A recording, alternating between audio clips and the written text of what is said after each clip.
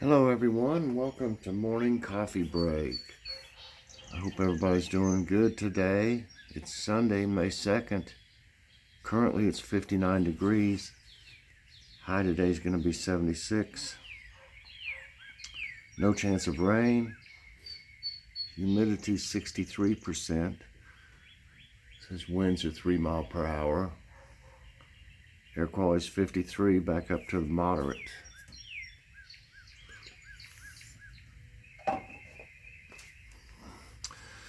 Yep. Birds are happy. That's good. I got my new plants out here. I showed them in the hall yesterday from Walmart. They're already perked up pretty good. These are nice looking banana peppers here. Sweet peppers. They look pretty nice. For Walmart anyway. They're Bonnie plants. I mean, Bonnie is a good name. It's just they're not taken care of there. And we got Joy this. Little succulent. I'll have to repot it. I don't know whether there's even time to repot these, before it's time to put them out there in the garden. Because I'm looking at the 10th, it's only 8 more days. So I don't really see much reason to repot them. That wouldn't do a whole lot for them in that amount of time. Just give them plenty of sun. And these are the zucchini. I want to compare how the ones from seeds do to the plants you buy. And these are a Japanese cucumber I was just curious about. There's that little tomato that I didn't think was going to make it. It looks like it might. But yeah, everybody else is looking happy out here. Looks like there's going to be flowers or something on these peppers already. There's another flower out right there. I need to use this on that since I'm seeing it.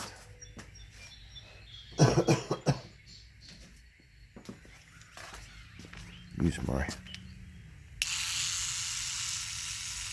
pollinator.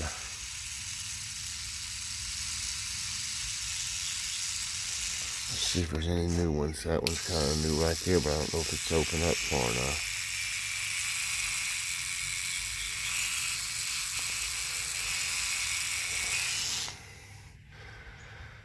Any more flowers? Yeah, right here. This is the old German. It's called Old German. It's called. There's fixing to be another one right there. I can't believe this. I've already got all kinds of flowers on these. Right here.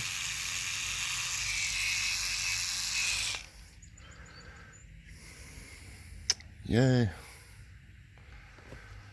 This one's looking a little...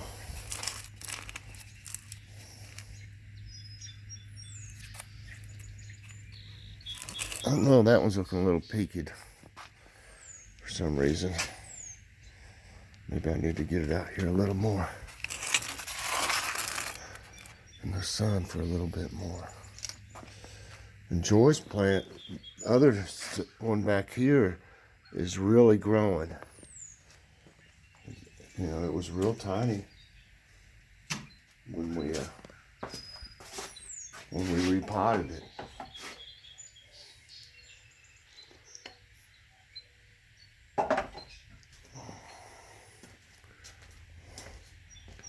How's everybody looking over here?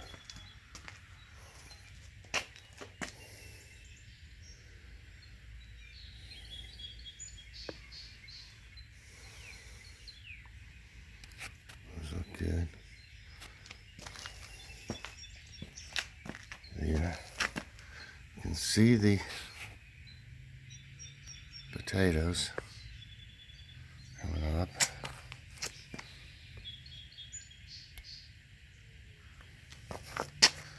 These are the green and yellow peppers right here. And Tomatoes are looking pretty good. I need to pull them up just a little bit more.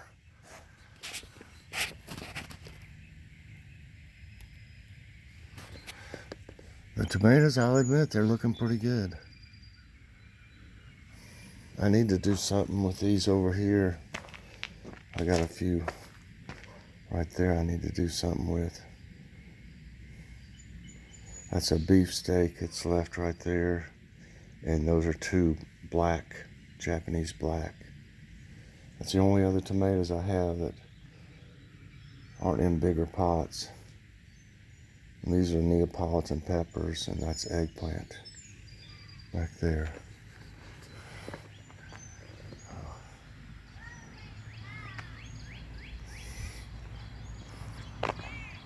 These people are down here at the end of the road with their boy.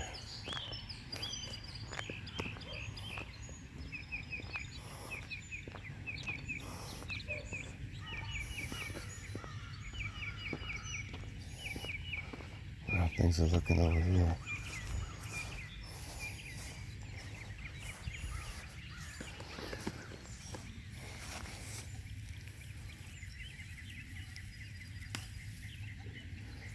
Uh-oh.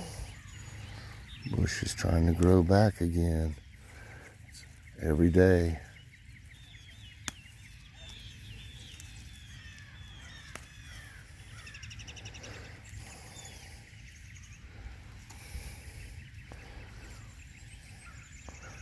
I want to keep all this other stuff out of here.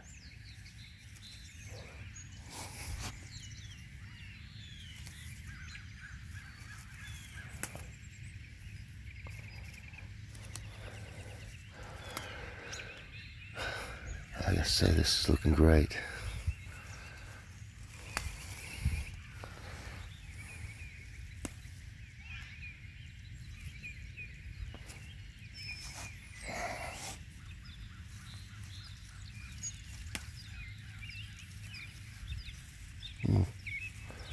It's a little moth or something.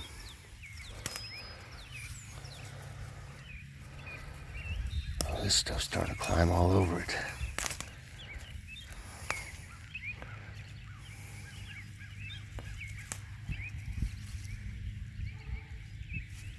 It's a little better.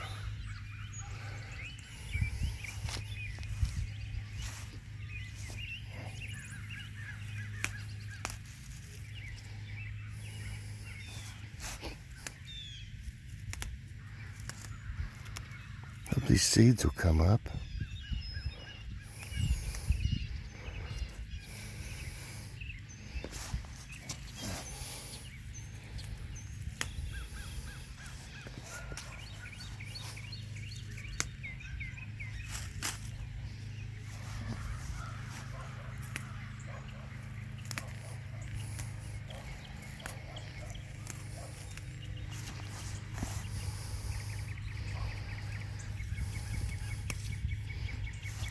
Wow, it's going all the way up through here.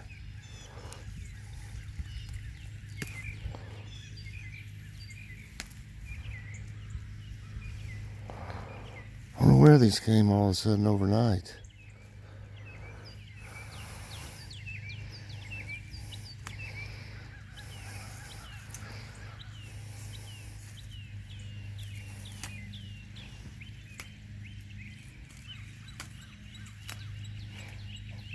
Well, I think I about got it. But boy, it sure is looking good here. All the things going on over here yet. There's a bumblebee.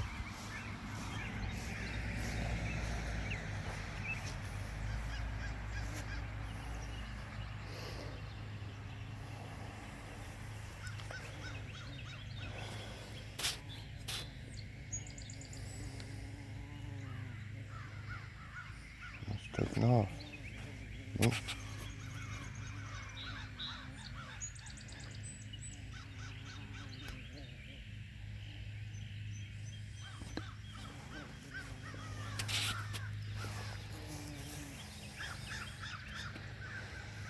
I see a few coming up over here.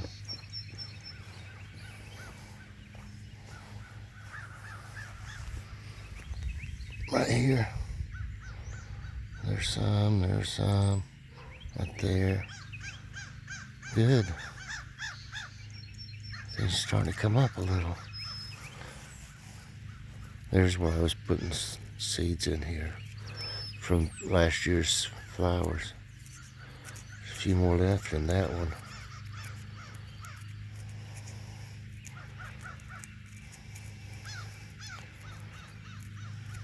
There we go.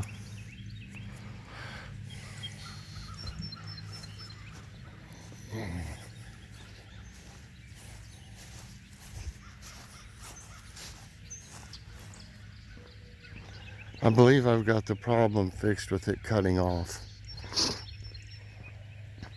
I made that mistake several months ago. Somehow I put it on HD 1080 during filming, and it uses more data, so therefore it cuts off. So I got it back on the setting it was, and I don't think there'll be a problem.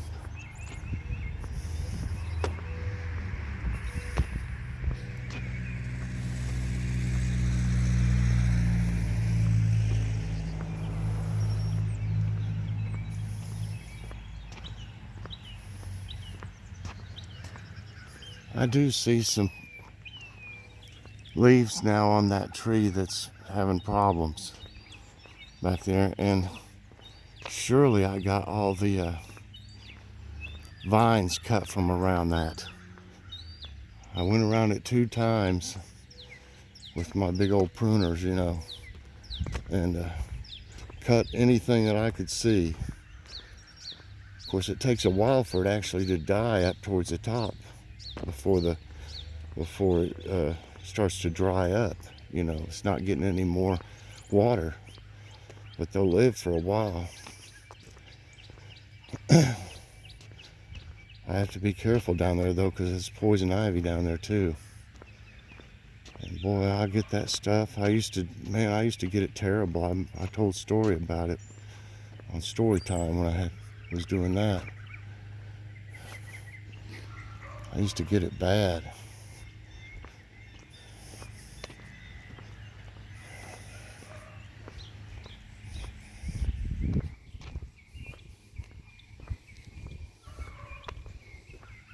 Where bird's at?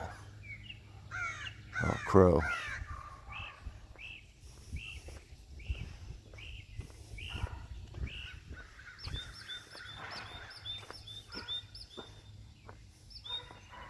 What in the world was that?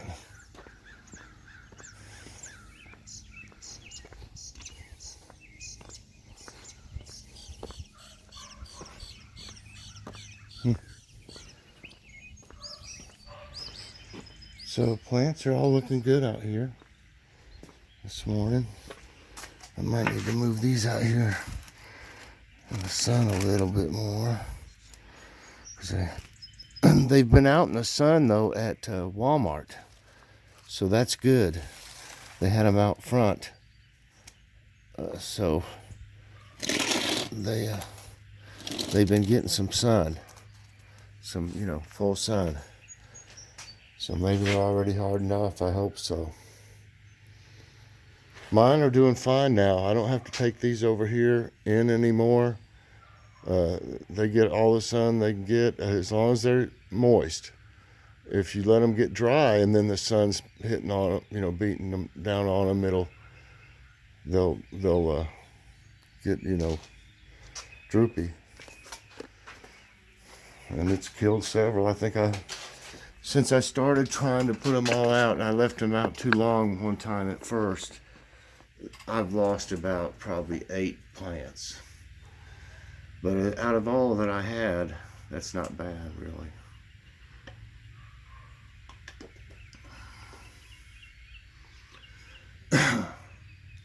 I made sure my brother Scott had plenty for his girlfriend's garden. He said he wasn't going to grow anything at his place because he's going to have everything in hers. He's building her one about the size of my middle one out here, he said. He'll do good. They'll do fine. You know, that saved him a lot of money. I mean, because they're expensive. Plants are now. Now I got those sweet banana peppers, 6 of them for like $3.57. But see, a lot of them looked pitiful. I really went through every one they had, and I found that one that had, looked decent. A lot of them had not been. Some of them had not been watered. Some of them had been. I don't know. It's like they might have just sprayed over in that direction and didn't really make sure they hit all of them, because some of them looked half dead already. But it was $3.57 for those, and the same I think for the cucumbers and zucchini. I'm pretty sure it was like $3.50 some. They had some that were like, oh my gosh, the bigger ones were like $6 of tomatoes. And they weren't any bigger than that one you see right there. That first one right there, that looks big. It wasn't any bigger than that, and they were over $6. Those are growing out there. I can't wait to get them in the... See, I'll plant them down some further. A little bit. I think, I'll have to talk to Joe, but I think you can cut some of those lower branches off, a few of them, and put it on down further into the ground. I'm going to ask him about that today. Or Joe, if you see this, when you see this, you can say your answer in the comments. People like to know information. Okay, let's see. We were supposed to walk with Kitty yesterday, but too many things was going on. We didn't get to, so we're going to try to do that today. Walk with Joy and Kitty. Today's thumbnail is the turkey, and I think I've got it. Let's see. No, it's in my ones. It's in my gallery. I can't get to it. I had a picture of it. It was from Walmart, the Great Value, I think it is, turkey and dressing bake. It was great. It's the second time we've had that, or the second or third. We had candied carrots I made and cranberry sauce, and it was just perfect. I mean, it was just enough. We really didn't want to make a huge meal last night, but it was a pretty well-rounded meal with the carrots. What's for dinner tonight? Right now the plans are orange chicken with jasmine rice and some chicken dumplings that I think we got at Walmart. They're Korean dumplings. And today's question is, what is your favorite way to fix chicken? We love chicken. I fixed it we have fixed it many different ways. And I just love chicken about any way. But I'm trying to think my favorite way. I'd say probably my favorite way is to bread them myself, and bake them like chicken tenders. They're really good that way to me, with breadcrumbs, and seasonings and stuff. Okay, let's see here. Let's get to today's tidbits. Get my glasses. I hope this thing doesn't cut off at 22. I'll have to watch it. If not, I'll have to do in 2 things again, but I don't think it will.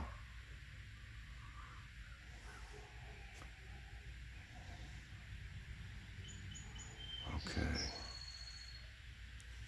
The reason for Yellowstone's colorful hot springs. The Mammoth Hot Spring Terraces are one of the major geyser basins in Yellowstone National Park, Wyoming. It consists of nearly 100 hot springs and step-like travertine terraces, which are pristine white, pink, or dark red due to the presence of microorganisms. It deposits about 2 tons of calcium carbonate or travertine limestone per day. Wow. Okay. Why is this Egyptian desert white? The White Desert, also known as the Sahara El Baida, is located 28 miles north of the town of Farafra in Egypt. The white color of the desert and massive chalk rock formations result from the occasional sandstorm in the area. The rock and subsoil in the desert majorly compromise limestone. Trying to keep an eye on the camera.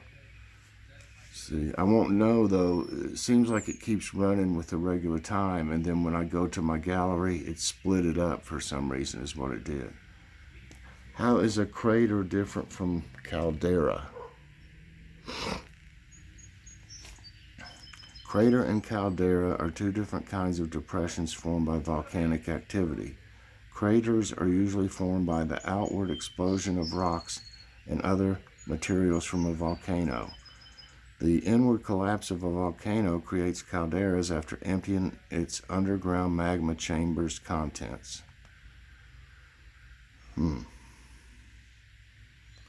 Tropical lakes emit more methane.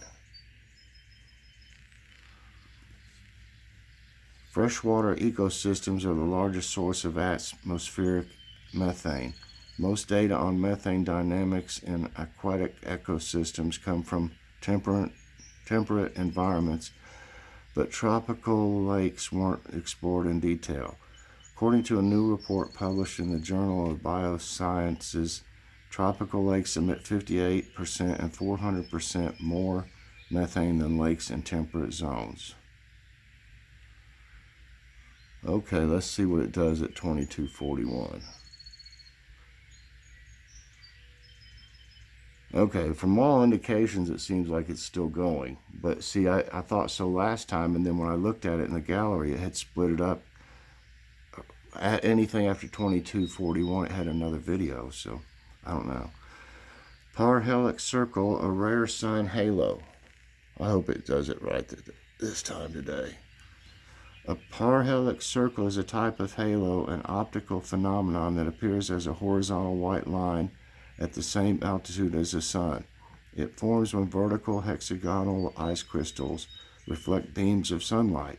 The parhelic circles seem simple, yet more ray paths contribute to it than in any other halo. I'm going to drink a coffee.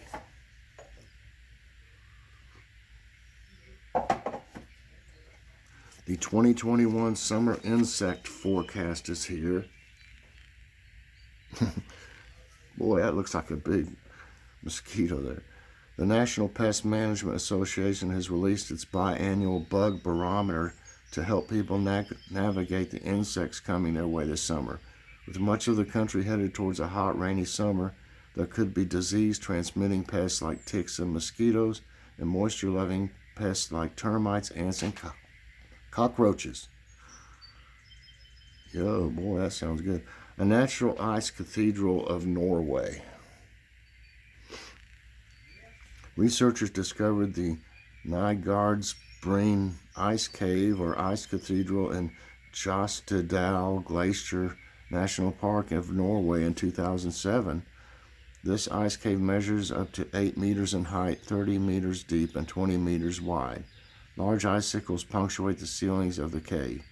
Due to the fluid nature of the ice, the cave's appearance keeps changing. Whoa. Solar wind to hit Earth today. A solar storm traveling at more than 1.1 million miles per hour is due to collide with Earth today. A hole in the equatorial region of the sun's atmosphere is spewing solar particles at this speed. It has been categorized as a G1 class storm, which can lead to weak power grid fluctuations and can have a minor impact on satellite operations on Earth. Great. I guess YouTube will go out. Can insects form a tornado? Whoa. During mating season, swarms of insects create funnel clouds resembling tornadoes called bugnado. Midges and mayflies make most bugnados. But locusts and grasshoppers are also known to form these vortices. The tornado-like appearance of a bugnado is supported by winds and thermal uplift from the warming ground. And lastly, 6.8 quake hits northern Japan. An earthquake of 6.8 magnitude struck northern Japan early Saturday, leaving 3 injured and shaking buildings in Tokyo. The U.S. Geological Survey stated that the quake hit at a depth of 30 miles off the coast of Miyagi Prefecture. The quake did not bring any risk of tsunami, and no major disruption in transportation was reported. Wow. All right, everybody, that's it for today's Tidbits, and that's going to be it today for Morning Coffee Break. Hope you enjoyed it. Please press that like button, subscribe if you haven't already, and hit that notification bell so that you get all my videos as soon as they come out. All right, everybody, I'll see you later on doing something. I'm not for sure what order or anything, so we'll just see how it goes. Have a great day, and God bless.